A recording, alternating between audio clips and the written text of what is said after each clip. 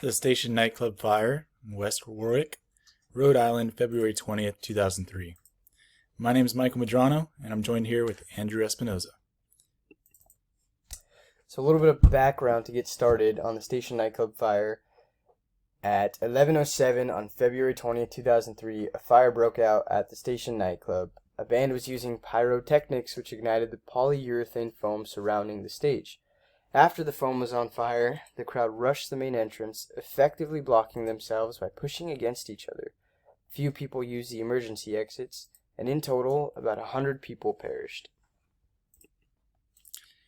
Here's the plot plan structural illustration of the Station Nightclub. The nightclub was built in 1946. It was a single-story wood frame structure, and if you'll notice that there's 4 doors or exits and entrances in total. The majority of people entering the nightclub on that night were entering through the front doors, and that's ultimately where they tried to exit. You'll also notice that we have windows towards the alpha side of the building, but not many anywhere else. Here we have another illustration of the location of victims inside the club after the fire occurred. The fire occurred from the stage, and as the fire spread, a majority of the victims attempted to exit through the entrance again. If you're looking at the entrance, you'll notice that there's 2 doorways or a sort of funnel that's occurring there, and that's where they kind of got blocked up. So many people were trying to rush out through that one exit that they ended up blocking themselves in. The stage exit at the time was quickly engulfed in flames, so that was not able to be exited from. Few people identified the kitchen exit and instead opted to go even more rear into the building where there were no exits, and few made it out through the main bar exit. As far as the NIST investigation, on February 27, 2003, under the authority of the National Construction Team Act and National Institute of Standards and Technology, established a National Construction Safety Team to determine the likely cause of the fire.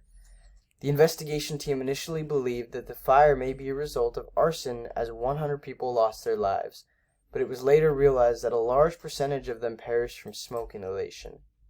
During the course of the investigation, NIST examined relevant model building and fire codes, previous incidents with some similar aspects that occurred in places of assembly, the life safety systems that were part of the building design, the materials used as part of the structure, as finished products and as building contents, the egress progress, and the response of the fire department to the incident.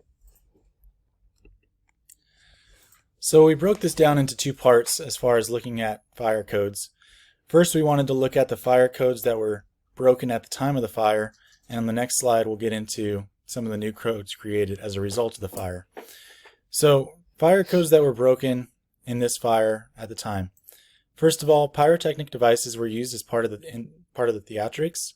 They were not supposed to be used at the time, and little guidance was provided to the jurisdiction in charge as to the appropriate use of the pyrotechnics.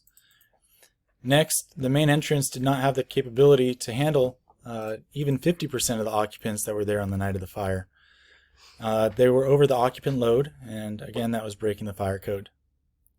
Third, the polyurethane foam that was used as sound inhalation on the platforms and walls and just common education and practice techniques should not have been there. It was highly flammable.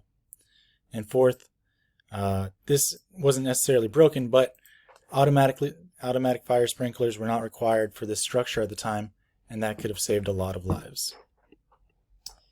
As a result of those fire code violations, new fire codes were created. The following TIAs in the NFPA code section to which they apply were approved in July of 2003, directly relating to the Station Nightclub fire. Number 1 was sprinkler existing nightclub type facilities and festival seating venues with occupant loads greater than 100. Following this, we have the sprinkler new nightclub type facilities and festival seating venues. 3, we have required trained crowd managers for existing and new assembly occupancies. After this, we have restrict festival seating in new and existing facilities if occupant load is greater than 250 unless life safety evaluation is conducted. And finally, we have the require of an owner means of egress inspection and record keeping.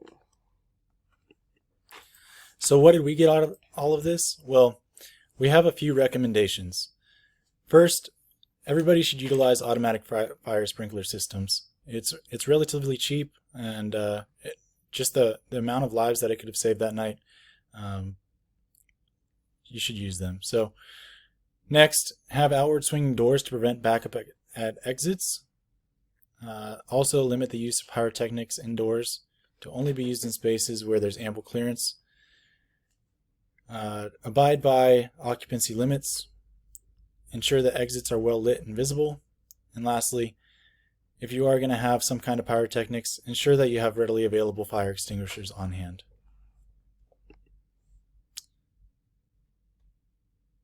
That's it for our report.